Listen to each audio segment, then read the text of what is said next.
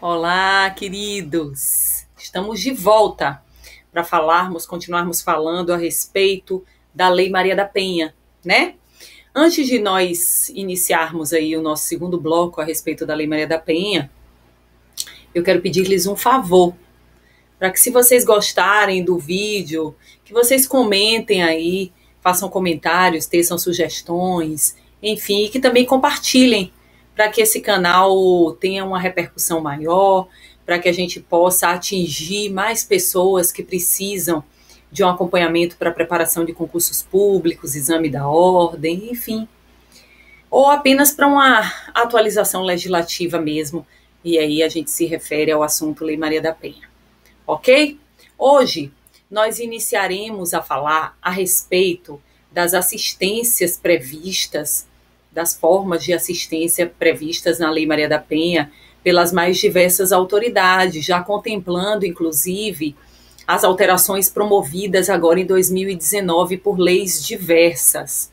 Então é importante que você tenha uma atenção maior a esses assuntos, porque provavelmente serão objeto de questões em concurso público, ok? Pois bem, na aula passada é massa, época de quarentena, gente, eu tô dando aula a vocês para sobreviver, para ficar feliz, porque a saudade que a professora sente do aluno aqui, enfim, quem é meu aluno sabe que é verdade.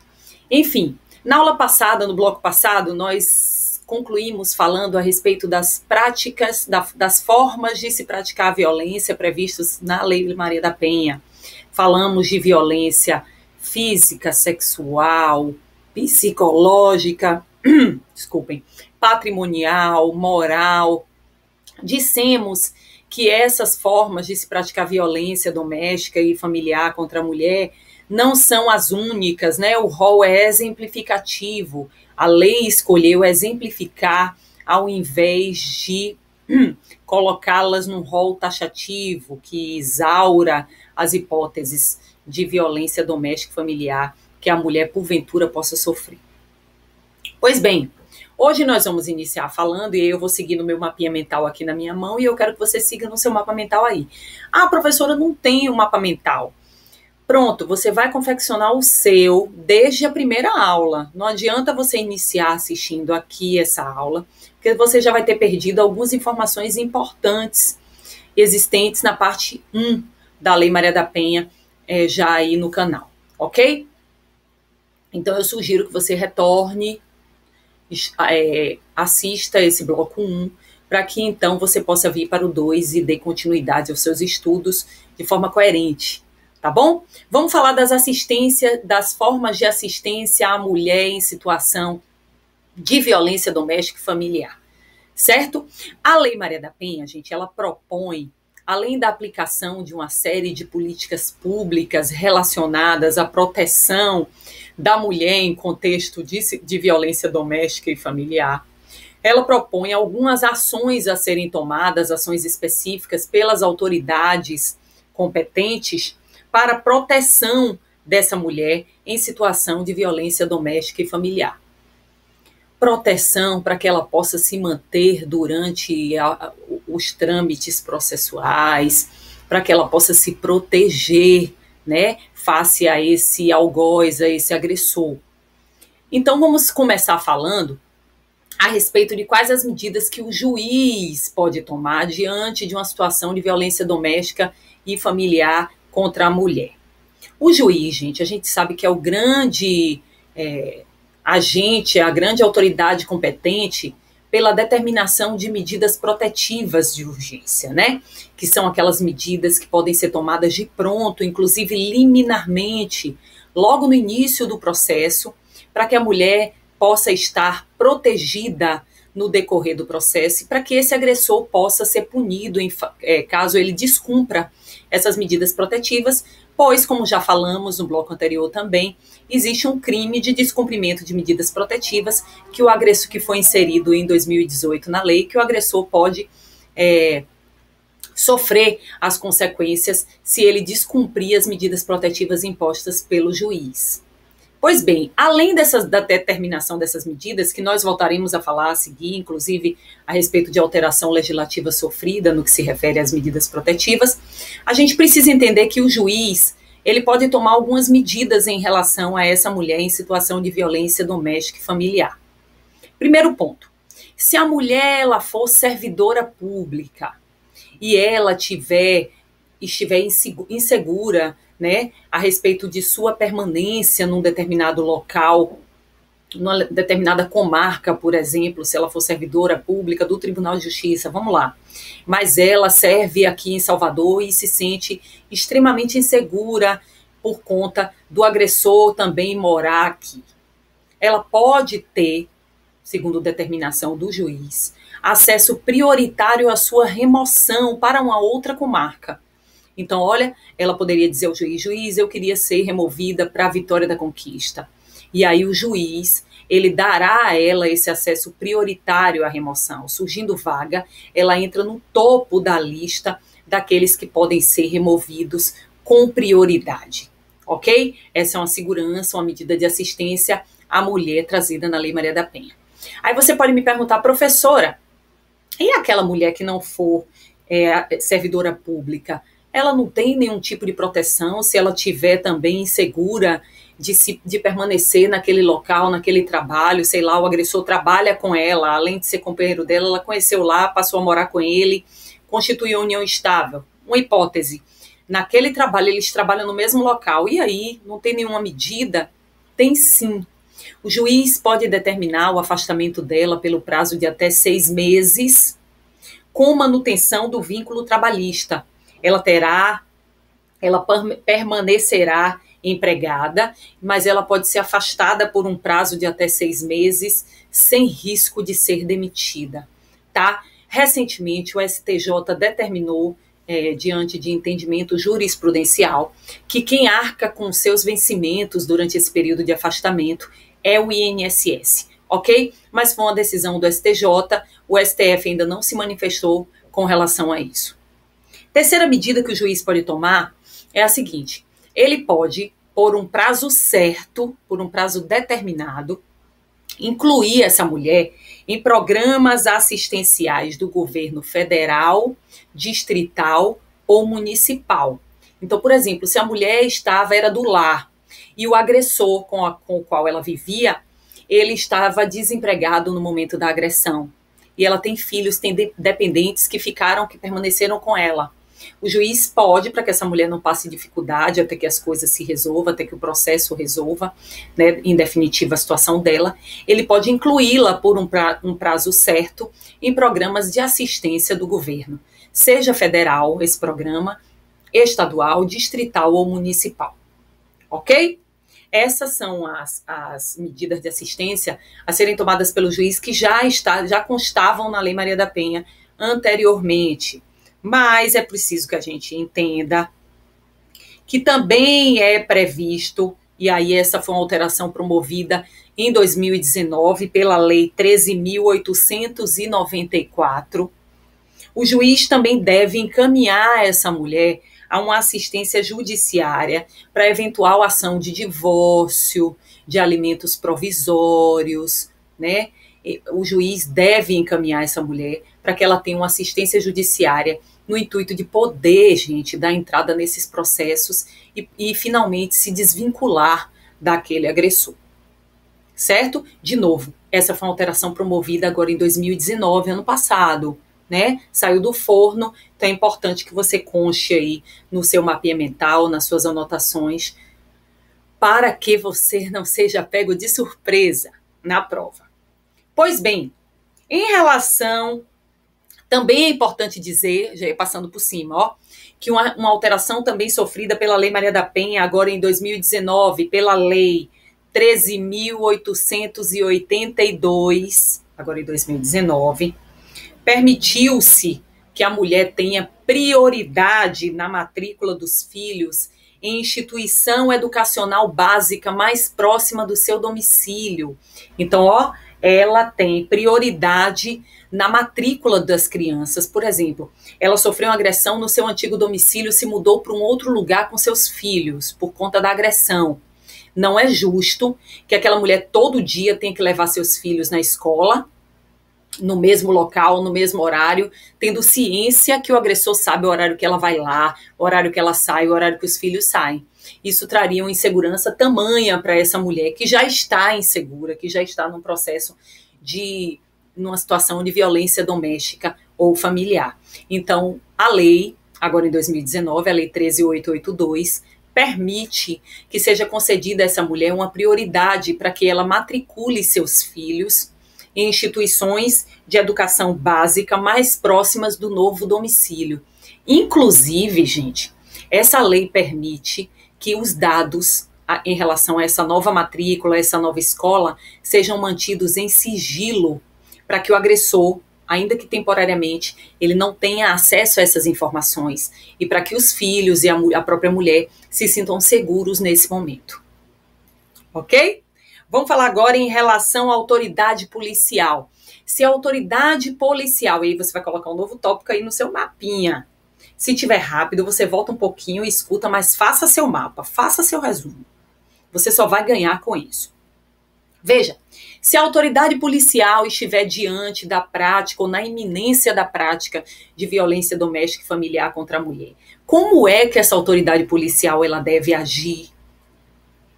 Primeiro, ela deve garantir a proteção da mulher, comunicando a respeito dessa proteção o juiz e o Ministério Público. Então, a polícia ela deve garantir a proteção para a preservação dessa mulher, seja da integridade física, psíquica, sexual, o que quer que seja, para que ela seja protegida, a polícia deve estabelecer essa garantia e comunicar ao juiz e ao MP. Deve também a polícia, a autoridade policial, encaminhar essa mulher em situação de violência doméstica ou familiar ao IML, Instituto Médico Legal, ou ao hospital, um posto de saúde, a depender da lesão que ela sofreu, por exemplo. Se ela chamou a polícia no momento que ela estava ferida, sangrando muito, com um corte profundo, a polícia tem que conduzi-la imediatamente ao hospital para que ela tenha a sutura, ela seja cuidada, seja prestados os primeiros socorros para ela. E a gente sabe que depois que ela é levada para a delegacia, né, porque, por exemplo, a polícia militar pega essa mulher no momento da situação de violência e conduz para a delegacia, né, para que todos os trâmites sejam respeitados. Pois bem, lá na delegacia será expedida uma guia para que ela também seja submetida ao exame de corpo de delito, né, e aí é também medida a ser tomada pela autoridade policial o encaminhamento dessa mulher ao IML, ao Instituto Médico Legal, que é responsável pela realização desse exame. Deve também a autoridade policial fornecer transporte para local seguro da mulher e dos seus dependentes em caso de risco de morte, ou risco de vida, alguns chamam, né? Então, essa mulher ela deve ser conduzida para um local seguro junto com seus dependentes para que ela não corra risco de morrer. E a autoridade policial é incumbida dessa função. Também a polícia deve acompanhar aquela mulher para a retirada de pertences, no local da agressão, por exemplo. Então vamos supor que ela sofreu a agressão na sua própria casa, na sua própria residência, saiu agoniada, correndo com seus filhos, dada a mão com seus filhos, saiu correndo de sua residência. E esqueceu de pegar documento dos filhos, roupa para os filhos, enfim, sua bolsa com seu dinheiro, o que quer que seja. Naquele momento que a polícia chegar, ela deve informar que ela não tem documentos, que ela precisa pegar os documentos dela, e a polícia vai encaminhá-la para a retirada dos seus pertences do local da agressão ou de onde quer que seja, desde que ela tenha necessidade para a sua proteção. A polícia também deve informar a mulher acerca dos direitos que ela tem, né, a partir dali, em decorrência da prática da violência.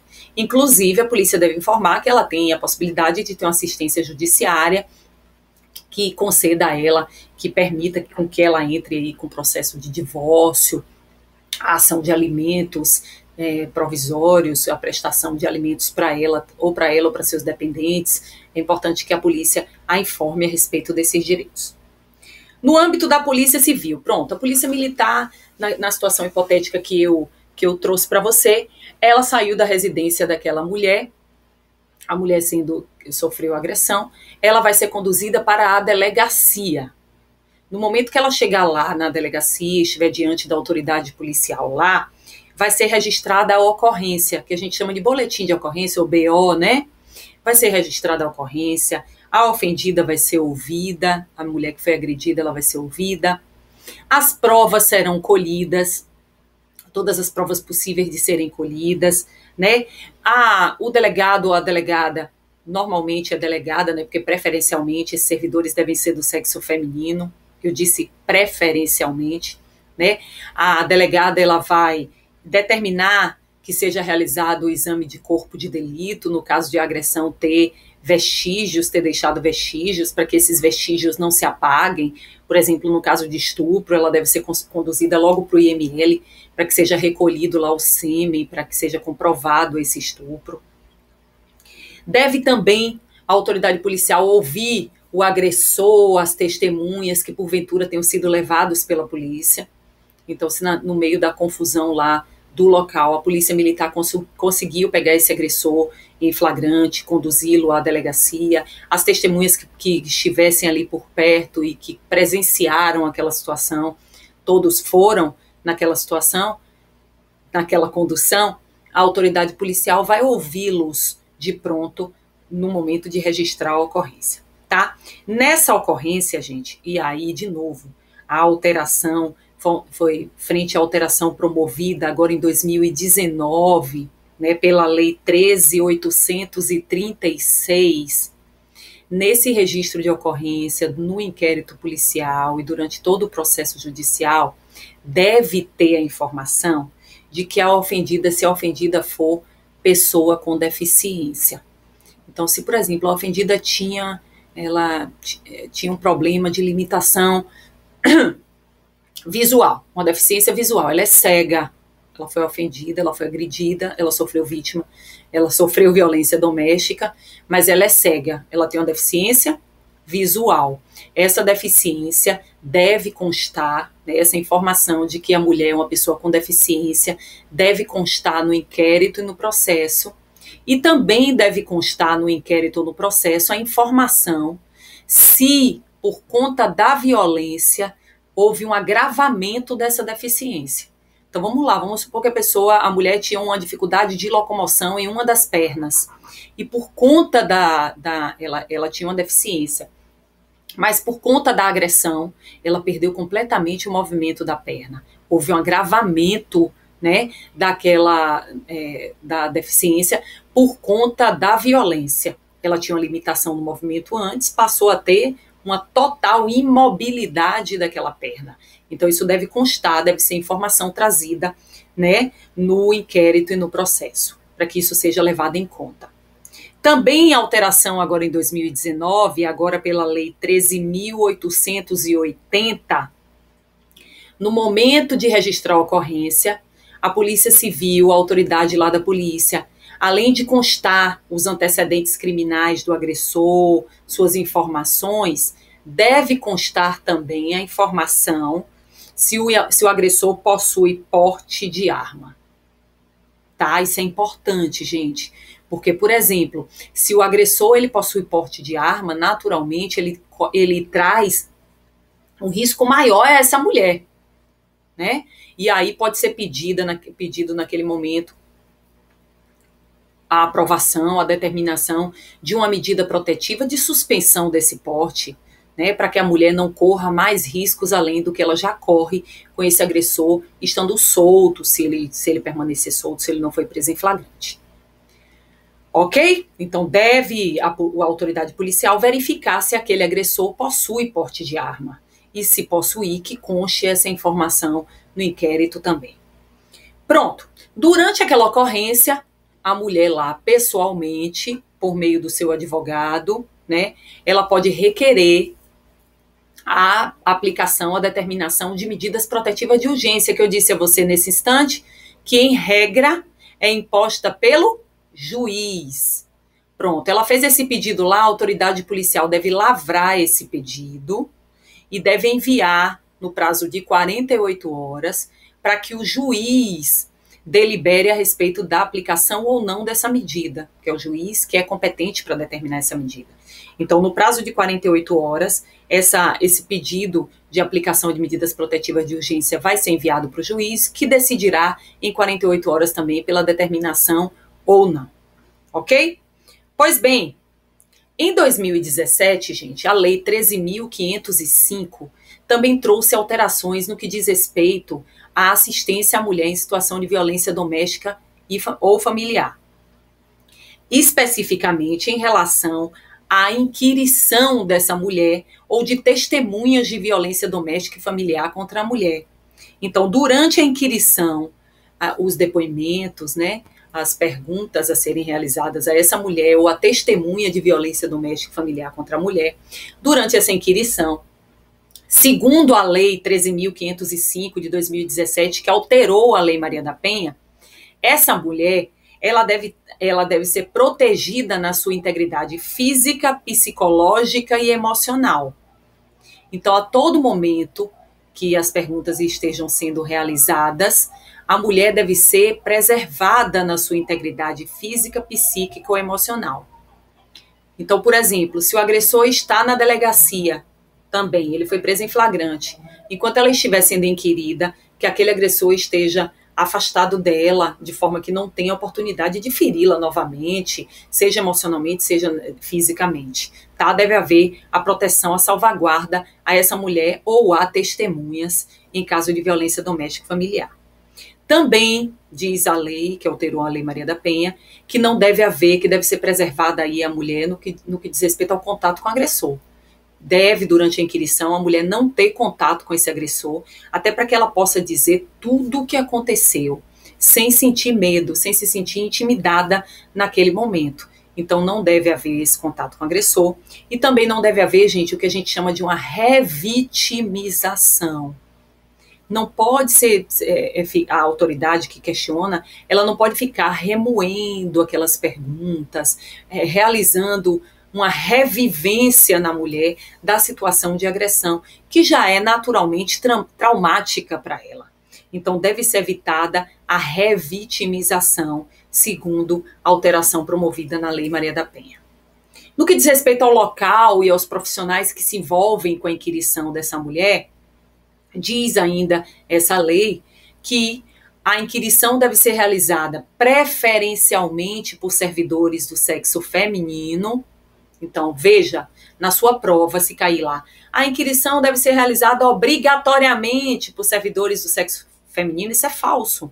É preferencialmente, deve ser dada uma preferência a que sejam mulheres, servidores que trabalhem com essa mulher em situação de violência doméstica, ok? Além disso, a inquirição deve ser realizada em recinto especialmente projetado para isso, tá? De acordo com a idade da mulher, de acordo com a forma de violência que ela sofreu. Ela deve ser acompanhada por profissionais especializados em caso de necessidade. Então, se aquela mulher está tão abalada que ela não consegue falar, deve haver um profissional que a acompanhe, que a assista naquele momento. E o seu depoimento, ele deve ser registrado, tá? Deve ser todo ele registrado para que depois sirva como parâmetro tanto no âmbito do inquérito quanto no âmbito do processo judicial. Pois bem, existem, gente, naturalmente, e aí a gente precisa conversar um pouquinho a respeito disso, algumas formas de se praticar violência contra a mulher, né? E essas formas de se praticar violência contra a mulher, elas que correspondem a tipos penais previstos no Código Penal, em leis especiais, esses tipos, eles podem ser de ação penal pública incondicionada, condicionada à representação ou privada, né? Ele tem uma natureza jurídica a depender do tipo lá, do que o tipo especifica no Código Penal ou na lei espassa. Pois bem, se a ação penal pública for incondicionada, a gente sabe que o titular da ação penal pública é o Ministério Público, não é verdade? E aí não depende de nenhuma condição para que ele ajuize essa ação penal. Se a ação penal for condicionada à representação, será necessária uma representação daquela mulher para que o Ministério Público possa conduzir essa ação penal. Se a mulher ela sofrer ainda que seja uma lesão leve, essa ação penal pública será incondicionada. O STJ já decidiu nesse sentido. Então, o titular da ação penal pública, ainda que a lesão corporal seja de natureza leve, será o Ministério Público. Mas se ela sofrer, por exemplo, uma ameaça que é de ação penal pública condicionada à representação, ela vai se dirigir à delegacia, né, registrar a ocorrência, entrar com a notícia crimes, dizendo que ela sofreu a ameaça. Nesse caso, ela vai representar, né, que é uma peça indispensável, é condição de procedibilidade para que o Ministério Público depois toque a ação penal, ela vai representar contra aquele agressor. E aí surge a grande dúvida. Ela pode se retratar dessa representação? Vamos supor que ela foi na delegacia e entrou com a representação contra esse indivíduo.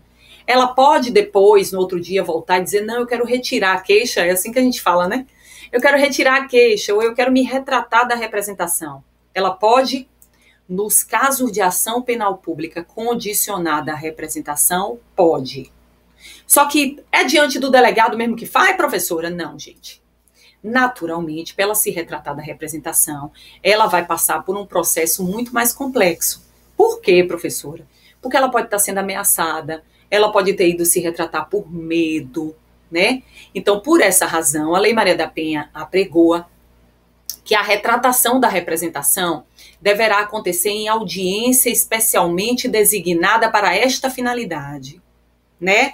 Diante do juiz, do magistrado, hipótese em que, caso em que o Ministério Público deverá ser ouvido também, antes do recebimento da denúncia.